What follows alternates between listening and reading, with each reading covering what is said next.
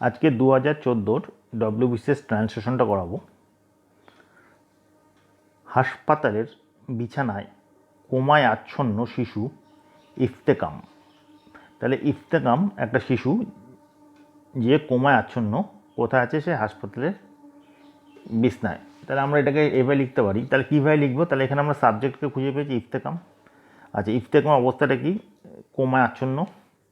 আচ্ছা, সে আছে শয্যায় শায়িত। এইভাবে আমরা লিখতে পারি। তাহলে আমরা শুরু করে দিই সিম্পল ইফতেকাম কমা, এবার এটাকে অ্যাড করো কোমায় আচ্ছন্ন, a child in a coma, এই চাইল্ড ইন এ কোমা। তাহলে ইফতেকামের সঙ্গে কানেক্ট হয়ে গেল কমা। আচ্ছা, এবার শুয়ে আছে লাই, তাহলে থার্ড পারসন সিঙ্গেলে যেহেতু ইফতেকাম, তাহলে লাইস কোথায়? কোথায়? একটা বিছনার উপর, অন এ বেড। বেডটা কোথায়? হাসপাতাল, অফ এ হাসপাতাল। তাহলে আমরা কীভাবে লিখতে পারি? তাহলে লিখো এটা ফ্রেশ করে, ইফতেকাম comma a child in a coma, COMA। ঠিক আছে, তাহলে কমা শেষ হলো। Lies, LIES, lies on a bed of a hospital. ঝোপের ভিতর পড়ে আছে 7 বছরের নিষ্পাপ শিশু যশের মৃতদেহ।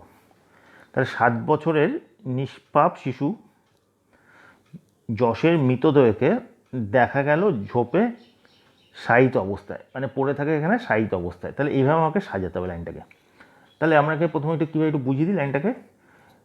ডেড বডি অফ জোশ, তাহলে ডেড বডি অফ জোশটাকেই তো দেখতে পাওয়া গেছে। ডেড বডি অফ যশ, একেই তো দেখতে পাওয়া গেছে।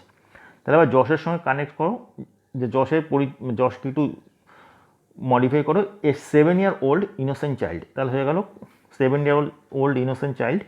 তাহলে এবার ভার্ব পার্টে চলে আসো। ইজ ফাউন্ড, কারণ কেউ না কেউ তো দেখেছে, কিন্তু এখানে সাবজেক্ট আছে যশ। তাহলে এখানে প্যাসিভ ভয়েস করতে হবে, প্রেজেন্ট ইনডিফিনিটকে প্যাসিভ করো, ইজ ফাউন্ড। আচ্ছা, কী অবস্থায়? শায়িত অবস্থায়। তাহলে এখানে লাইং করে দাও, LYING, lying in a Bush, জঙ্গলের মধ্যে। তাহলে কি এবার অ্যাকচুয়ালি বাংলাটা এরকম হলো, শায়িত অবস্থায় 7 বছর নিষ্পাপ শিশু যশকে দেখতে পাওয়া গেছে। এই হচ্ছে বাংলাটা। এইবার লিখতে বলে তোমার ডাইরেক্ট চলে আসবে লাইনটা। তাহলে একটু এবার একটু বলি, লিখে নাও। Dead body of Yash comma a 7 year old innocent child comma শেষ is found lying, LYING, in a bush। কাটা ঘুড়িটা অসহ্য যন্ত্রণায় ছটফট করছে, তিত্তির করে কাঁপছে তার উদ্ভ্রান্ত শরীর, ওর অবসান নেই। তাহলে কাটা ঘুড়িটা অসহ্য যন্ত্রণায় ছটফট করছে এবং তিত্তির করে কাঁপছে তার উদ্ভ্রান্ত শরীর। এটা কিন্তু রূপক অর্থে ট্রান্সলেশনটা, এই জন্য ট্রান্সলেশন একটু কঠিন। তাহলে একটা ঘুড়ি যখন কেটে যায়, দেখবে তখন হাওয়ার মধ্যে ঘুড়িটা উঠতে থাকে এবং ঘুড়িটা কাঁপতে থাকে একটা, সেই জিনিসটাকে সুন্দর করে আমাকে লিখতে হবে। তাহলে কাটা ঘুড়িটা, দ্য কাট কাইট, আচ্ছা, ইজ উইনসিং। আচ্ছা, উইনসিং মানে হচ্ছে মানে ছটফট করা। উইনসিং, WINCANG, ইজ উইনসিং অসহ্য যন্ত্রণা, আনবিয়ারেবল পেইন, এবং কাঁপছে তার শরীরটা তিত্তির করে কাঁপছে। তাহলে এখানে কুইভারিংয়ের থেকে আর ভালো শব্দ নেই। And ITS quivering body, QUIVERING, quivering body is wandering. এই যে এবার ঘুড়ি যখন কাঁপতে কাঁপতে তো ঘুড়িটা একটা জায়গা থেকে একটা যাচ্ছে। Is wandering about, WANDERING, wandering about. এই যে এখানে ওর অবসান নেই, তাহলে এখানে এন্ডলেসলি কথাটা ইউজ করে, এন্ডলেসলি। আচ্ছা, তাহলে একটু ভালো করে লিখে নাও। The cut, CUT, kite, KITE, is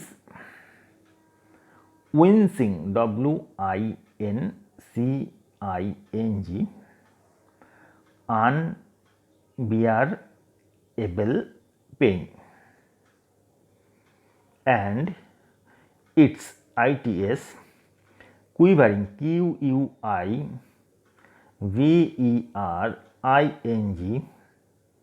body, is wandering,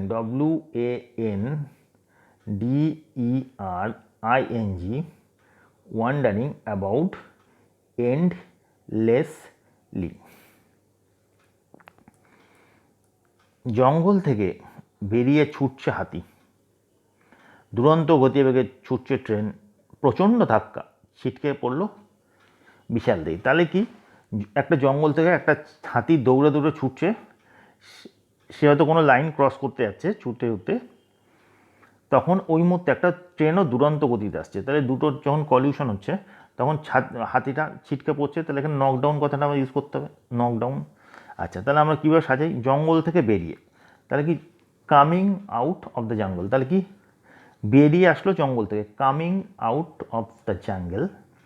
এবার হাতিটাকে অ্যান এলিফ্যান্ট, এবার এই যে ছুটছে প্রচণ্ড বেগে ছুটছে, এটাকে আনতে হবে an elephant running furiously, RUNNING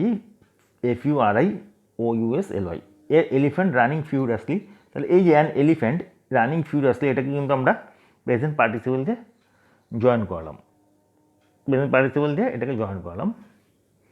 এবার এটাকে প্যাসিভ করে দাও, প্রেজেন্ট পারফেক্টে করতে পারো, তার প্রেজেন্ট ইনডিফিনিটে করতে পারো। প্রেজেন্ট পারফেক্টে করলে হ্যাজ বিন নক ডাউন, আর প্রেজেন্ট ইনডিফিনিটে করলে ইজ নক ডাউন, যে কোনো একটা ইউজ করে, is knock down by a speeding train. এত সুন্দর হয়ে গেল। তাহলে এটা লিখে নাও, coming out of the jungle, comma, an elephant running furiously, has been knock down লিখতে পারো অথবা ইজ নকডাউন লিখতে পারো, বাই এ স্পিডিং ট্রেন। তারপর লাইনটা দেখো, শস্য খেতে গন্ডার ও তার শাবক তারাকে ছুটে পালাচ্ছে জঙ্গলের দিকে। আচ্ছা, গিয়ে পালাচ্ছে গন্ডার মানে রাইনো এবং তার শাবক, তারা খেয়ে, তার মানে কেউ না কেউ তাড়াচ্ছে, কিন্তু কে তাড়াচ্ছে আমরা জানি না। এখানে আমরা রাইনোকেই দেখতে পাচ্ছি সাবজেক্ট হিসেবে, তাহলে এখানে প্যাসিভ করে দাও। তাহলে প্রেজেন্ট পার্টিসিপলে প্যাসিভ আমরা জানি, রাইটিং যদি থাকে being written, eating being eaten, এগুলি জানতে হবে ভালো করে। রাইটিং BEING, বিং, রিটেন মানে বিং প্লাস ভার্বের থার্ড ফর্ম। তাহলে বিং ড্রিভেন, এখানে ড্রাইভিং কথাটা, বিং ড্রিভেন এখানে প্যাসিভ করে দিলাম, কারণ কেউ তাড়াচ্ছে সেটা আমরা জানি না, এই জন্য passive. Being driven from the grain field, মানে শস্য ক্ষেত্রে, ফ্রম দ্য গ্রেইন ফিল্ড, কে পালাচ্ছে, rhino and its cub are running away towards the jungle. তাহলে আমি ভালো করে বলি, being driven, DRIVEN, from the grain field, GRAIN, grain মানে শস্য, comma, rhino and its cub are running away towards the jungle. আচ্ছা,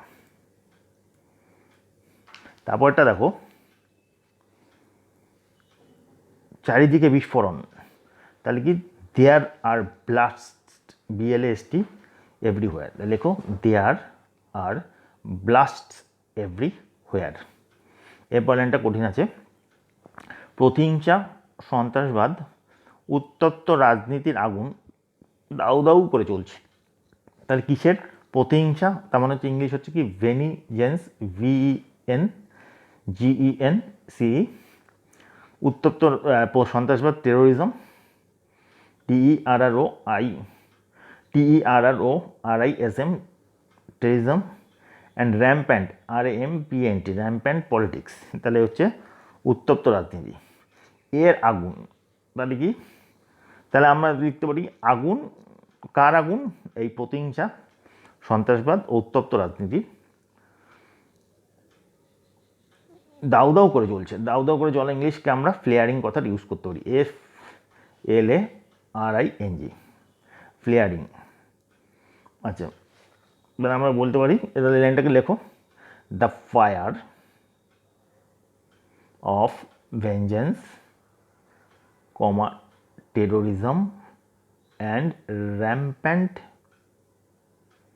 পলিটিক্স ইজ ফ্লেয়ারিং, FLARING।